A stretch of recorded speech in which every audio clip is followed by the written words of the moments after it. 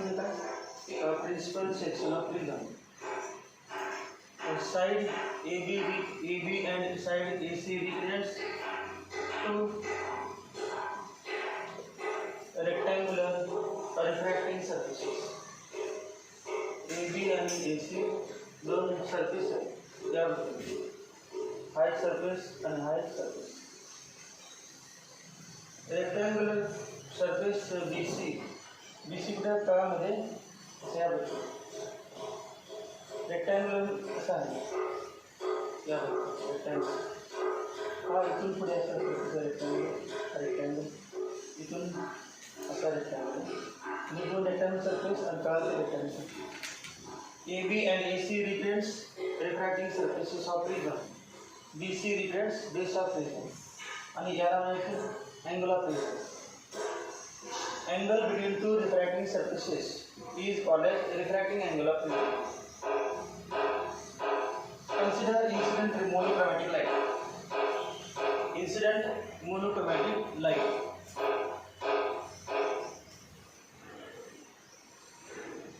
त्याच्यामध्ये PQ, ray PQ, monochromatic light.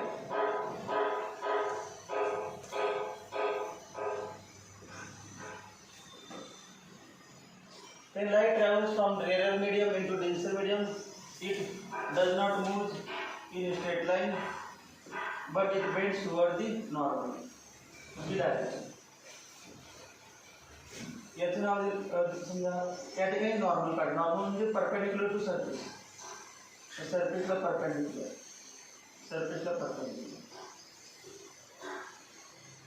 QR म्हणजे refracted ray. QR म्हणजे refracted ray, PQ incident ray. आता मग at surface AC this ray QR acts as the incident ray. When ray travels from denser medium into rarer medium, it does not move in a straight line, but it bends away from normal. Normal असा आहे, या दिशेने bend होणार.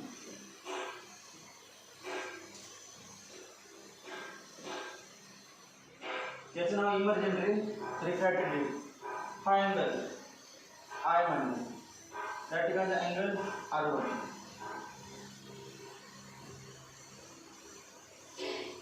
आणि हा angle आहे R2. बाहेरचा angle आहे तो अँगल ऑफ इमर्जन्स आणि R1 R2 angle of refraction at surface AB and at surface AC respectively. समजा इमर्जंट रे असा याचं नाव RS. इमर्जंट रे वाढीला पाठवून produce emergent ray in backward direction. मग हा जो पॉईंट आहे त्याला नाव दिलं आपण काय D. त्याचं नाव काय M डॅश D. त्यानंतर हा P आहे, त्याला P डॅश म्हणतो. P डॅश म्हणजे original direction of incident ray. जर प्रिझम नसती तर लाईट स्ट्रेट गेला असता, त्याचं नाव काय original direction of incident ray. मग जायला पाहिजे तर स्ट्रेट, परंतु प्रिझमनं स्ट्रेट जाऊ दिलं नाही, यायचं नाही लावलं तर किती अँगलमधून बेंड झाला बा. जो काय अँगल आहे जायला पाहिजे तर यायचं ना, ज्याला यायचं ना. मग हा जो अँगल आहे त्याला म्हणजे अँगल ऑफ डेविएशन, डेल्टा. अँगलचं नाव काय अँगल ऑफ डेविएशन डेल्टा. काल रिलेशन झालेले तरी पण बघा कोणाला. In quadrilateral AQNR angle AQN equal to 90, angle ARN equal to 90, 90 plus 90 180. Therefore sum of opposite sides opposite angles of a quadrilateral is 180. Therefore sum of these opposite angles is also 180. Therefore this quadrilateral is cyclic quadrilateral. So cyclic quadrilateral म्हणजे opposite angles ची sum असते 180. त्यामुळे आपण हे दोन angle पण sum घेतो. Angle A plus measure of angle QNR equal to 180 degree. अजून बघा in triangle QNR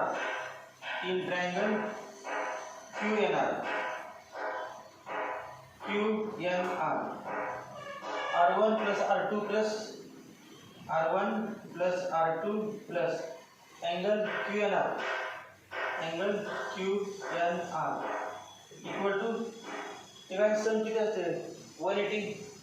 some of 3 angles of a triangle is 180. तर इक्वेशन 2 दोन इक्वेशन सॉल्व केली तर काय येईल आरएचएस इक्वल आहे म्हणून एलएचएस इक्वल. मग अँगल क्यूएनआर काय होणार कॅन्सल होणार. उरलं काय ए इक्वल टू आर1 प्लस आर2 A equal to 180 equal to 180 this equal this म्हणजे काय हा भरलेला पार्ट आहे भरलेला पार्ट काय same. therefore a equal to r1 plus r2 equation 3. त्यानंतर बघा delta equal to in triangle DQR DQR delta equal to delta काय या ट्रायंगलचा exterior angle but delta equal to by exterior angle theorem, remote exterior angle theorem. Delta equal to angle DQR plus angle DRQ equal to angle DQR angle किती आहे MQPI. तो हा angle आहे हा सुद्धा angle किती आहे particular opposite angle. हा अँगल किती आहे आय. मग आय मधून r1 वजा केला हा किती येणार आय मायनस r1 त्यानंतर बघ यावरचा अँगल ई आहे म्हणजे दोन लाईन मध्ये यावरचा अँगल पण काढणार ई पण ई मधून हा r2 वजा केला हा वेळ मग हा काय येणार e minus r2 e minus r2 E minus R equal to I plus E minus common R1 plus R2 and R1 plus R2 म्हणजे A. Therefore delta equal to I plus E minus A. I plus E minus A. Delta equal to I plus E minus A. त्यातले कुठले given असणार angle कुठले दोन angle given असणार I fix असणार आणि कुठलं ए आय फिक्स असणार तर प्रिझम जेव्हा तयार केले तेव्हा ए माहीत असतो आणि किती अँगल मधून रे इन्सिडेंट करणार हे आपल्याला माहीत असते दोन फिक्स आहे. मग आय आणि ई आणि डेल्टा चेंज होणार आणि काय चेंज होणार R1 आणि R2 ई आणि डेल्टा हे चेंज कधी चेंज होणार कोणावर अवलंबून आहे सगळं आय R1 R2 आय आणि R1 R2 डेल्टा आणि कुठला E R1 delta E R1 and R2 depends upon angle of incidence I. As angle of incidence I changes, R1 changes, R2 changes, E changes, and therefore delta changes. Delta पण change होणार.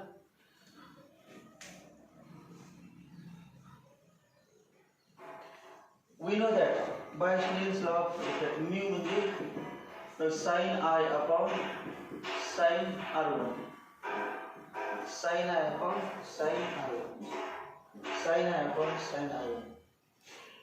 As I increases, R1 increases because the ratio remains constant. The third index of the material of the prism RVA remains constant. Per mu constant पाहिजे असेल तर ही बदलायला नको पाहिजे अंश numerator वाढला की डिनॉमिनेटर काय होईल वाढायला पाहिजे. मग as I increases R1 increases but A equal to R1 plus R2 R1 plus R2 equal to A. But as I increases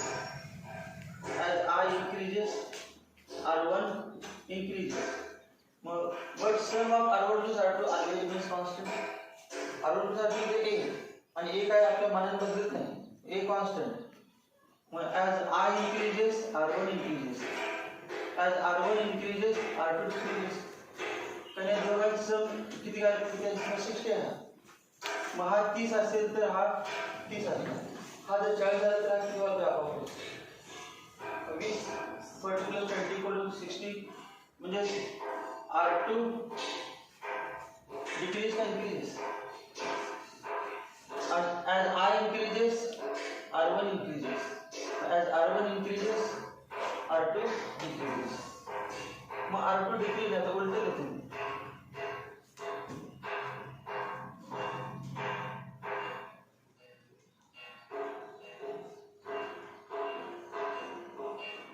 आपण म्हणतो I increases. कुठून increase करायचं? 0 पासून का कुठून? त्याला लिमिटेशन 0 पासून नाही. समजा 20 डिग्री घेतलं तर हा रे दिसतो. म्हणजे हा कधी दिसणार सरफेसला पॅरलल जात असेल तर म्हणायचं 90 डिग्री तेव्हा म्हणायचं क्रिटिकल अँगल. मग हा जो R2 आहे ना R2 जेव्हा IC असते क्रिटिकल अँगल तेव्हा काय होतं हा रे सरफेसला पॅरलल जातो. तेव्हा जस्ट काय होणार दिसायला स्टार्ट होणार. मग आता काय होणार ना आपण I इन्क्रीज म्हटलं असं म्हणतो if I equal to I minimum असं म्हणायचं. काहीतरी कमी कमी पाहिजे त्यासाठी मी चालणार नाही. If I equal to I minimum मग काय आहे सांगा बरं. R1 पण काय आहे R1 मिनिमम R1 पण काय पाहिजे मिनिमम पण I minimum numerator minimum denominator ratio remains same. रेशियोचा प्रॉब्लेम नाही. इफ I मिनिमम म्हणजे 0 नाही काय असेल ते असेल कमी कमी त्यापेक्षा कमी चालणार नाही. I equal to I minimum then R1 equal to minimum. मग R1 equal to minimum, R2 equal to maximum, R2 equal to maximum. आणि R2 equal to maximum आणि तो किती IC. R2 equal to maximum किती पाहिजे तो IC. IC काय सांगा जो मॅक्सिमम असतो IC म्हणजे R2 ची व्हॅल्यू किती IC क्रिटिकल अँगल. हा जो अँगल IC पेक्षा जास्त झाला तर हा रे त्या दिसून जात नाही रिवर्स घेतो. टोटल इंटरनल रिफ्लेक्शन का झालं point. If angle of incidence in denser medium is equal to critical angle then angle of refraction is 90 degree. तेव्हा अँगल किती असतो 90 डिग्री. तेव्हा रे काय समजा म्हणजे थोडा दिसायला स्टार्ट होतो. मग समजा अँगल आपण या IC पेक्षा थोडा वाढवला मॅक्सिमम म्हटलं ना R2 इक्वल टू मॅक्सिमम किती सांग R2 मॅक्सिमम पाहिजे. मॅक्सिमम म्हणजे किती पाहिजे काय पाहिजे R2 ची व्हॅल्यू मॅक्सिमम पाहिजे. मॅक्सिमम म्हणजे IC पाहिजे. IC म्हणजे क्रिटिकल अँगल. याच्यावर जास्त काय होते रे दुसऱ्या मीडियममध्ये जात नाही आणि जात नसतं दिसणार कसं इमर्जंट रेच नसणार किंवा अँगल ऑफ इमर्जन्सी नसणार. मग अँगल ऑफ डेव्हिएशन डेल्टा सगळेच बनवलं. मग त्यासाठी तेव्हा काय वरचं आहे पहिलं ना. मग I equal to I increase म्हटलंय कुठून याच्यापेक्षा जास्त याच्यापेक्षा कमी चालणार हे चालेल तेव्हा 90 डिग्री तो रे सरफेसला चालत जातो. If I equal to I minimum R1 equal to I equal to I minimum R1 equal to minimum and R1 equal to minimum and sum is constant therefore R2 equal to maximum आणि R2 maximum किती IC. आणि तेव्हा E किती कळालं तेव्हा E किती कळालं E equal to 90. काय बघा सगळ्यांनी IC असेल तेव्हा क्रिटिकल अँगल किंवा अँगल ऑफ रिफ्रॅक्शन रेडियनमध्ये 90 असतो 90.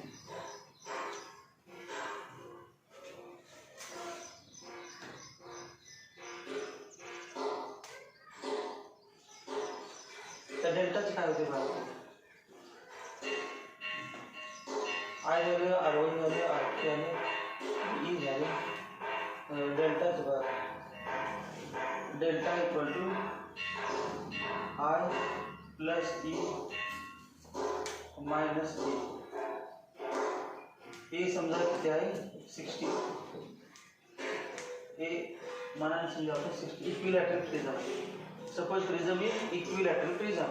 इक्विलॅटरल ट्रायंगलचे प्रत्येक अँगल 60 असतो. हा पण 60 हा पण 60 हा पण 60. आता I equal to I minimum I equal to I minimum. मग E किती सांगा E equal to 90 E equal to 90 minus 60. ते अंक काय झाले 60 जर करण्यासाठी आय मिनिमम मध्ये किती आहे ते माहित नाही, आपण घ्यायला पाहिजे. ते किती झालं 90 - 60 30 आणि हा काहीतरी घेऊ मनाने घ्यायचं. काय क्रिटिकल अँगल काढता येते याचा आपला काल फॉर्म्युला आहे बघ. क्रिटिकल अँगल काढायचं साइन IC इक्वल टू 1/μ. हा फॉर्म्युला काय की अँगल मिळतो ते किती आहे फिक्स करणार या प्रिझमसाठी किती आहे. मग आपण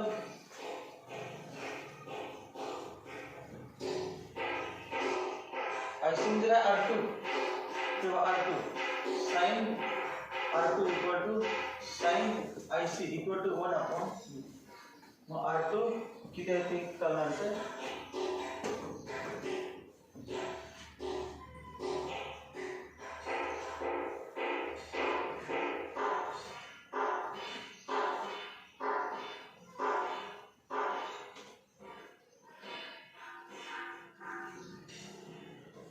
आता बघा काय करायचं आय मिनिमम काय ते म्हणत म्हणजे पण किती घ्या सांगा 30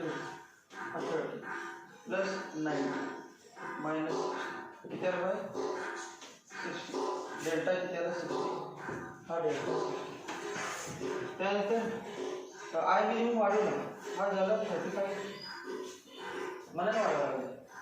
मग आय मिनिमम नाही आय मिनिमम झाला 1 + 30 त्यापेक्षा कमी चालणार नाही. त्यापेक्षा कमी असेल तर काय हा दिसणार नाही.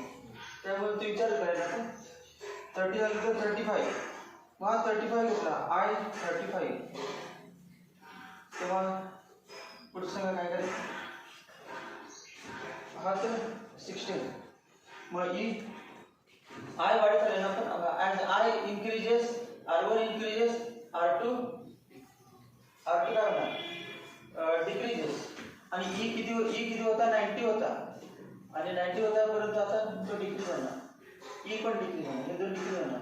मॅक्झिमम व्हॅल्यू किती आहे ईची एवढं माहिती ईची जास्तीची व्हॅल्यू किती असते 90 e equal to 90 equal to maximum. मग ईची व्हॅल्यू काय होणार जसं आय वाढत जाईल तसा R1 वाढत जाणार आणि R2 आणि ई काय होणार कमी होत जाणार. मग आता ई कमी होत चालले मग 90चं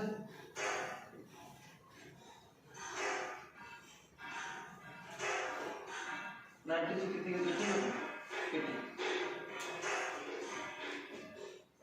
येणार का डेल्टा 80 - 60 20 किती तर डेल्टा 55. आता काय करूया I angle of incidence 40 angle of incidence 40 हे एक्सपेरिमेंटल ऑब्झर्वेशन आहे. मग आपण लिहितो काय करते मला काय डायरेक्ट सांगितलं करणार आहे त्यापेक्षा मला लिहिलं लक्षात येईल. हा काय नाही सांगा as angle of incidence increases E काय म्हणा सांगा डिक्रीजेस म्हणणं ई किती 70 हा तर 60 आहे काय इक्वल टू 50 याच्यात 45. मग ग्राफ एवढाच ग्राफ किती सांगतो साहेब एवढाच फक्त सांगितलेलं ग्राफ कसं graph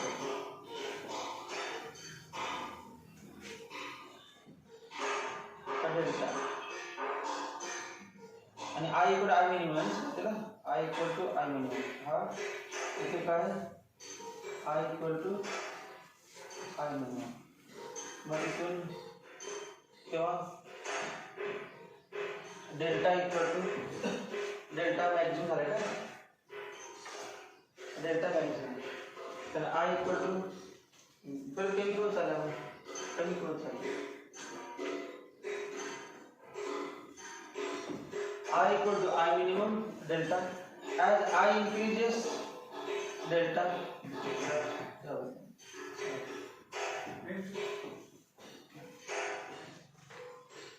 as I increases delta decreases initially as I increases delta decreases initially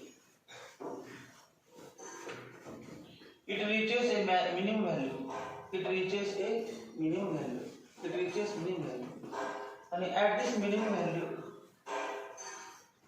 इधर बघा काय होईल आय ची व्हॅल्यू आपण काय करतो वाढत नाही आणि ईची व्हॅल्यू कमी कमी होईल.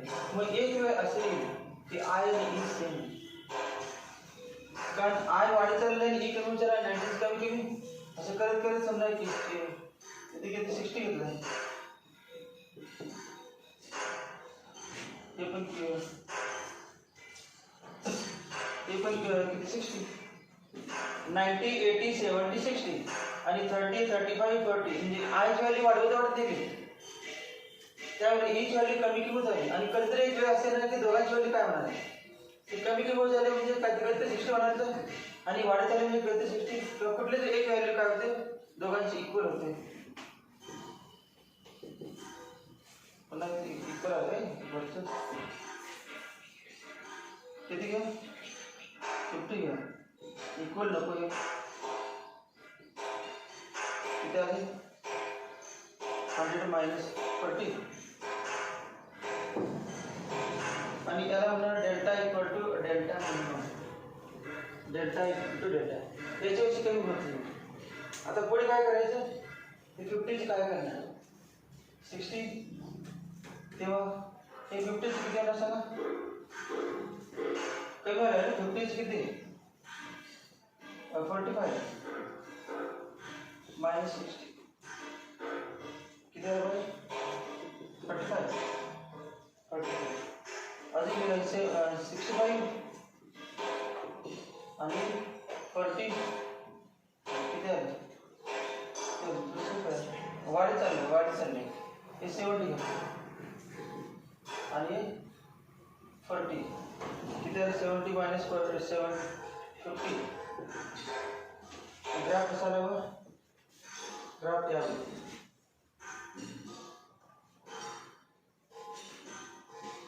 परंतु ॲक्युरेट असं पॅराबोला नाही. ही कमी होण्याचं रेट फास्ट आहे थोडंसं आणि वाढण्याचं हा थोडासा फ्लॅट आहे. हे शार्प डिग्री या व्यक्तीनं आहे, परंतु हा थोडासा असं बरोबर नाही, एक सिमेट्रिक पॅराबोला नाही, एक्सपोनेंशियल ऑब्झर्वेशन. पण if I equal to E, delta equal to delta minimum त्यापेक्षा कमी होतच नाही, delta equal to delta minimum, delta equal to delta minimum. मग I इक्वल टू E असेल, delta equal to delta minimum असेल, तेव्हा I आणि E जेव्हा सेम असेल तेव्हा R1 आणि R2 पण सेम असणार, R1 R2 पण सेम असणार. If I equal to E, R1 equal to R2. If I equal to E, R1 equal to R2. ठीक आहे, बघू नका, नाही कळलं तर सोडून द्या. एक्सपेरिमेंट इज फाउंड असंच वाक्य म्हणायचं आहे, ते एक्सपेरिमेंटल आहे, तरी पण आपण अंदाज मनाने घेऊन ते मॅच होण्यासाठी ॲडजस्ट केलं जाईल. एक्सपेरिमेंट केलं तरी येणारच आहे accurate.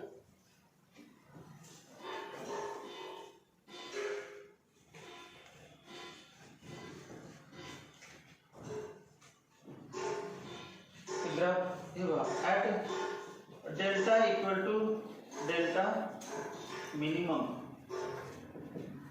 I equal to E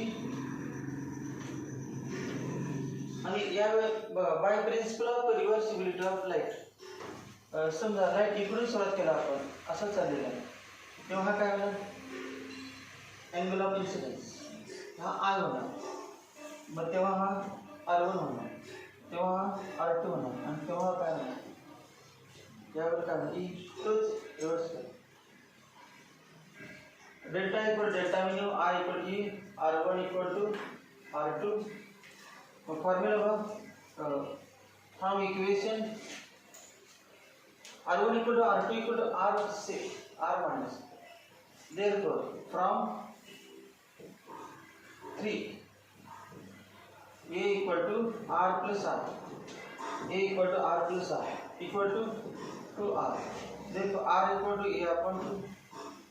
because at minimum deviation, angle of deviation minimum असेल व्हॅल्यू तेव्हा त्यापेक्षा कमी शक्य नाही. त्यानंतर पुढे काय याच्यावरून फ्रॉम इक्वेशन 4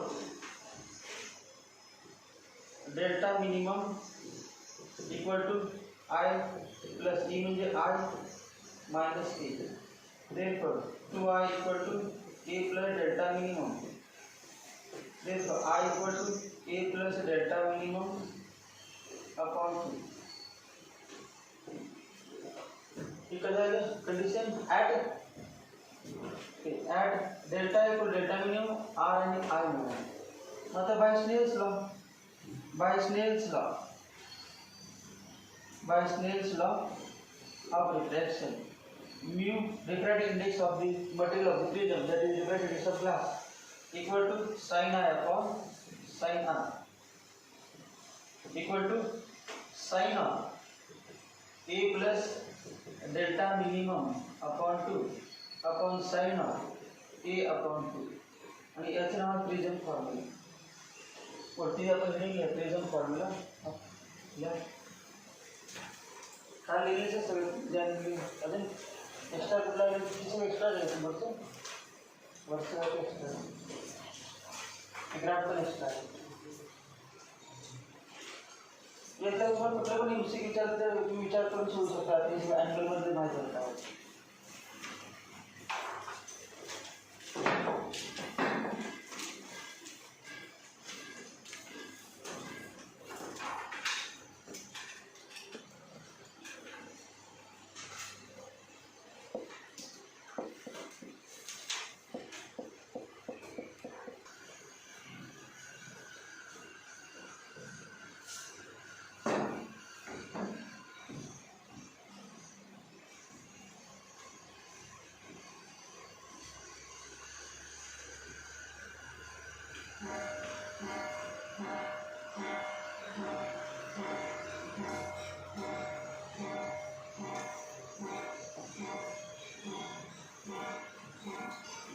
मेन फॉर्म्युला तुम्हाला माहित पाहिजे. a equal to r1 plus r2 हा एक फॉर्म्युला माहित पाहिजे. दुसरा काय i plus e equal to a plus delta. i plus e equal to a plus delta. तर a plus delta equal to i plus हा एक फॉर्म्युला आहे प्रिझमसाठी. त्यानंतर I equal to at delta equal to delta minimum.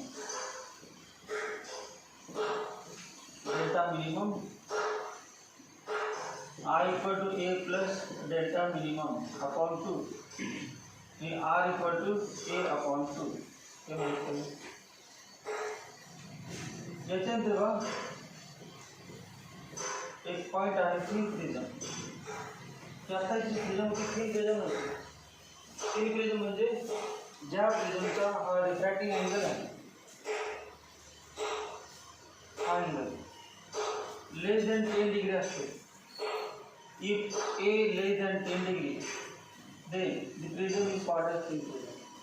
The prism having a refracting angle less than 10 degree is called as thin prism. For thin prism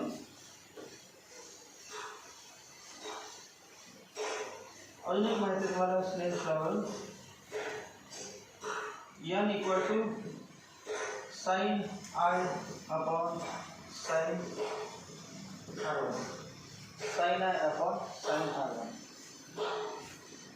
equal to sin I upon sin r1 equal to approximately equal to I upon r1. Therefore I approximately equal to if I is very small. If angle I is very small, then sin I, angle I is very small or very small. Control method. As I increases, R1 increases. Thin prism साठी for if I is small, R1 is small. And sin I nearly equal to I, sin R1 nearly equal to R1. Therefore I nearly equal to n R1. हे equation 1 आहे. अजून बघा तीच prism घेतली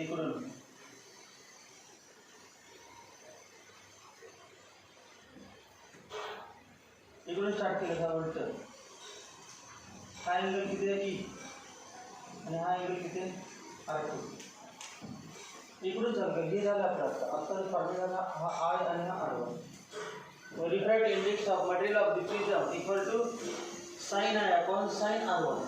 Sin I upon sin R1. आता equal घ्यायचं. Refract index of material of prism equal to sin I upon sin R.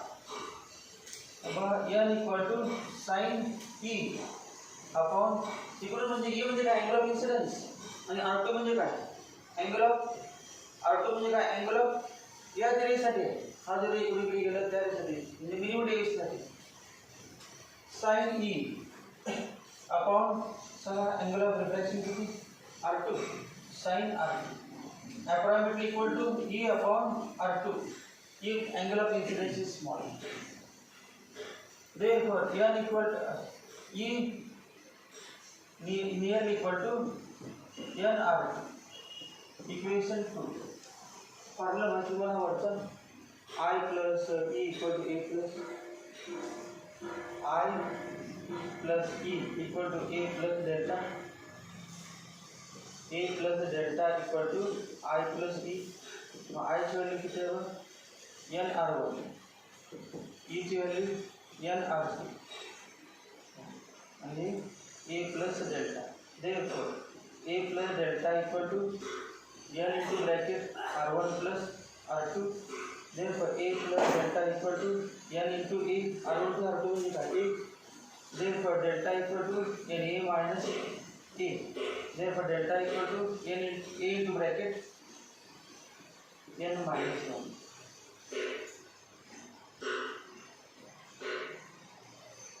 हाँ angle of minimum deviation असेल. Angle of minimum deviation. n म्हणजे काय refractive index. Constant असते. A angle of prism thin prism आहे. अजून कुठले असते thin prism formula. A is constant, n is constant. Therefore, delta is but angle of deviation is constant for a given prism if I is small. Condition का if angle of incidence is small जो I small से जो R1 small असतो. If angle of incidence for small angle of incidence for a thin prism for small angle of incidences angle of deviation angle of minimum deviation always remains constant. Always remains constant. याच्यामध्ये angle of incidence का दिसते तुम्हाला angle of emergence काय कुठले दिसत नाही I दिसत नाही फक्त A आणि n दिसतात और delta equal to A into bracket n minus 1 left formula तीन prism ची डेफिनेशन एक बाकी होता है a prism having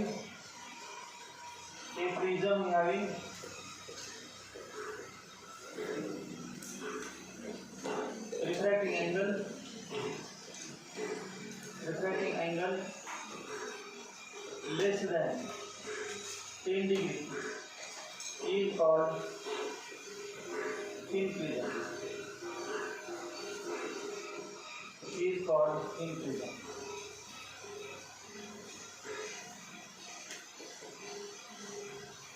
A prism having refracting angle less than 10 degree is called as thin prism.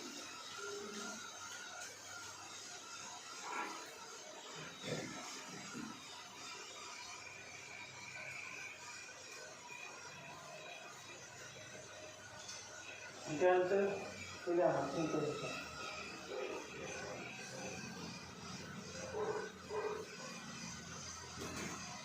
हे Latin प्रिझमचे formula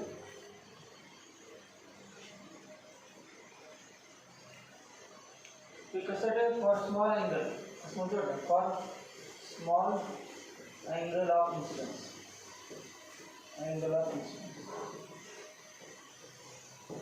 for small angular incidence.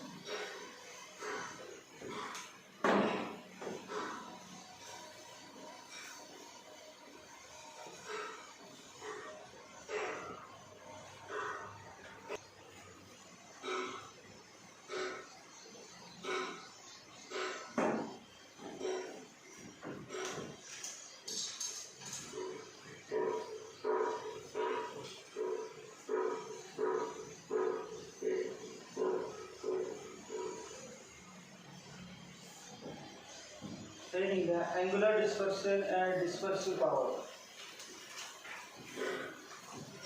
Angular dispersion and dispersive power.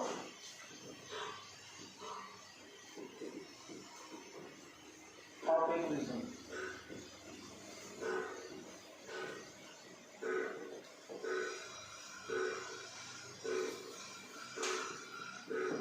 Angular dispersion and dispersive power of a prism.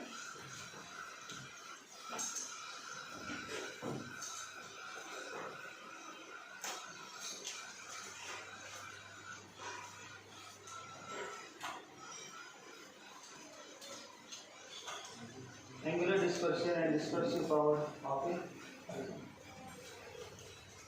By explanation.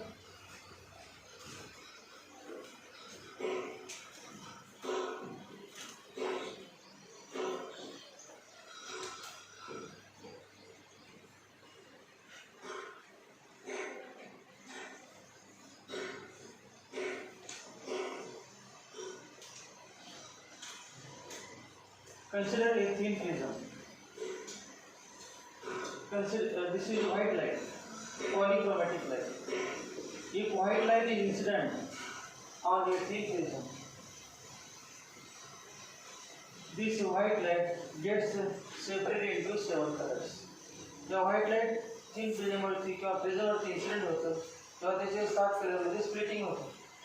The separation of white light into its 7 constituent colors is called as dispersion of light. Dispersion म्हणजे काय? Light disperse झाला. आला होता एकच रे white लाईटचा आणि त्याचे 7 वेगवेगळे कलर तयार झाले. म्हणजे डिस्पर्स झाला. लाईट इज डिस्पर्स झाली. मग अँग्युलर डिस्पर्शन म्हणजे अँग्युलर डिस्पर्शन काय? किती अँगलमध्ये डिस्पर्स झाला आणि डिस्पर्स पॉवर डिस्पर्स करण्याची प्रिझमची पॉवर काय? What is the dispersive power of that prism? मग अँगलमध्ये सेपरेशन करण्याची वेगवेगळ्या अँगलमध्ये सेपरेट करण्याची प्रिझमची पॉवर डिस्पर्सिव्ह पॉवर. हा एक पॉईंट आहे. मला स्पेशलमध्ये होता इथून एक रे सध्या घेतो मी.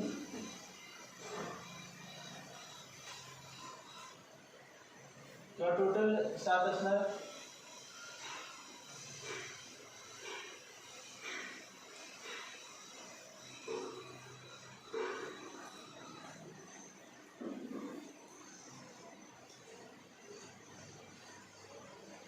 काढलेलं आहे तर तुम्हाला मध्येच कुठं नाही करायला लागेल. लाईट इथून यंत्र जोडलेलं नाही. तेव्हा इथून लाईट सरळ जातं. When light travels from rare medium to denser medium it bends toward the north. मग हा पॉईंट आहे तो असा बेंड झाला ड्राफ्टेड आहे. काठीपासून ड्राफ्टेड आहे. ड्राफ्टेड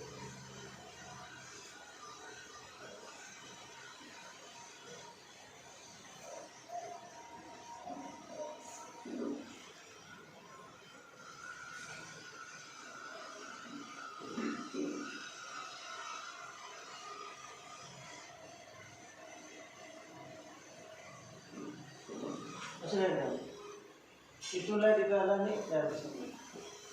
पहिलं हा कुठला कलर सांगा बरं? काल परवा झालेला तेच आहे. जास्त अँगलमध्ये कुठला भेटतो? Violet light.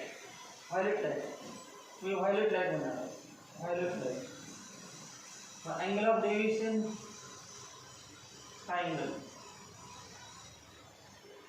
Delta violet. आणि हा कुठला? Red. Red light angle of deviation of red colour. ज्याच अँगलमध्ये डेव्हिएट होतो तो लाईट कुठला असतो? Violet light. झाले आपलं एक्सप्लेन केलेलं आहे. आणि जो कमी अँगलमध्ये डेव्हिएट होतो तो रेड कलरचा. मग एवढा जो पार्ट आहे कुठला भागाचा? हा पार्ट त्याला म्हणणार delta V minus delta R. Delta V मधून डेल्टा आर वजा केलं म्हणजे काय एवढं ना. डेल्टा व्ही मधून डेल्टा आर वजा केला उरलेलं. मग याचं नाव आहे अँग्युलर डिस्पर्शन. मग अँग्युलर डिस्पर्शनचा फॉर्म्युला काय? अँग्युलर डिस्पर्शन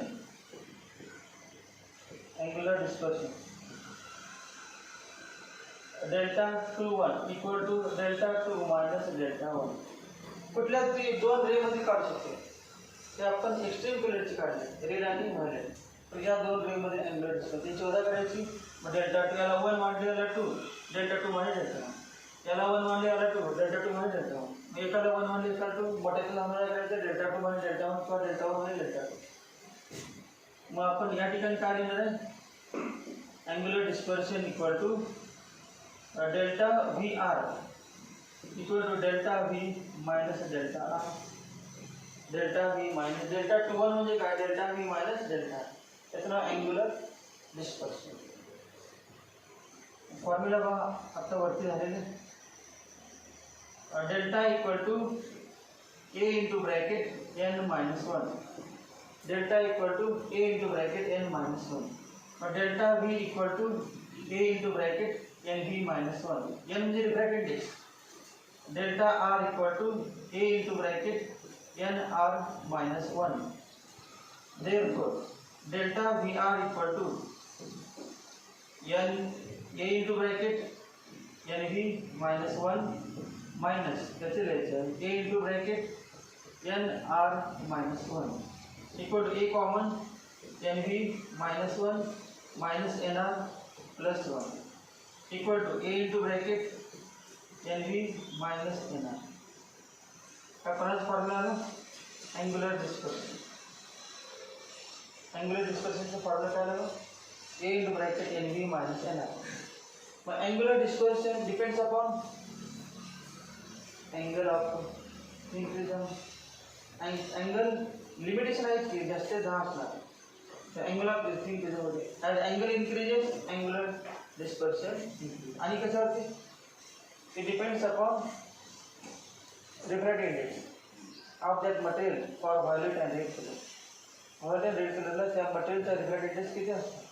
मग त्या मटेरियलवरती व्हायलेट कलरचा लाईट पडला तर ते रिफ्रॅक्टिव्ह इंडेक्स किती, त्या मटेरियलवरती रेड कलरचा लाईट इन्सिडेंट झाला तर रिफ्रॅक्टिव्ह इंडेक्स किती, त्यांचे व्हॅल्यू. अजून काय value, dispersive power of prism. Dispersive power of prism मी एरोलाइटचे घेतो, delta Y equal to A into bracket N Y minus 1 N Y 1. आणि yellow colour is ultimate to mean colour मध्ये नसतो जनरलला, परंतु या फिजिक्समध्ये येलो कलरला काय म्हटलेलं आहे, मीन कलर. मीन कलर म्हणजे असले का, delta V plus delta R upon 2 equal to delta mean. डेल्टा मीनलाच काय म्हणजे yellow colour is considered as mean. Angle of deviation of mean color equal to delta V plus delta R upon 2. Mean average काढायचं दोघांची बेरीज भागली 2.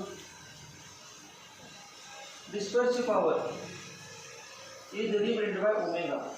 Dispersive power of material of a prism is represented by omega. Omega equal to formula काय बघा, definition.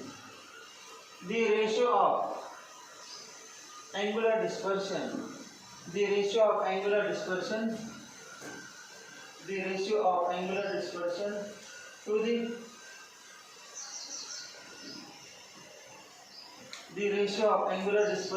the deviation of mean color is called as dispersive power of a prism. Dispersive power actually means that dispersive power of a material of a prism is defined as it is the ratio of angular dispersion between two extreme colors to the deviation of mean color. मात्र किमती माहिती है already किती आहे, delta V R A into bracket N V minus A into bracket N V minus आणि delta A mean delta mean म्हणजे delta Y घेतो A into bracket N Y minus 1 equal to N V minus N R upon N Y minus 1.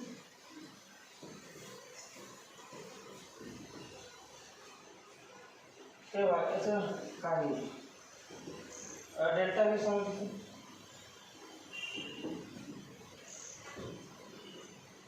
Delta V A into bracket N V minus 1, delta R A into bracket N R minus 1, A common N V minus 1 plus N R minus 1 upon 2 equal to A into bracket N V plus N R minus 2 upon 2 equal to a into bracket nv plus nr upon 2 minus 1 हे करायचं delta मीनचा formula. मग इथे लिहिलं आपण omega equal to काय बघ omega equal to a into bracket nv minus nr upon a into bracket हे लिहिलं nv plus nr upon 2 minus 1 nv plus nr upon 2 minus 1 झालं. Omega equal to nv minus nr upon nv plus nr upon 2 minus 1. जर yellow colour दिला नसेल तर incomplete example म्हणायचे. Yellow colour दिला असेल तर असा काढायचा डेल्टा व्हाईट रेड वरून येलो कलरचं काढायचं. अँग्युलर डिस्पर्शन कशा अवलंबून सांगणार फॉर्म्युलावर. Angular dispersion depends upon angle of prism and refractive index. या ठिकाणी dispersion power depends only on refractive index and not on refractive index. Omega depends on refractive index. Clear? तर dispersion of light झालं. dispersion of light चे point आहे 3 prism साठी. आपण glass साठी झालं होतं dispersion lateral shift.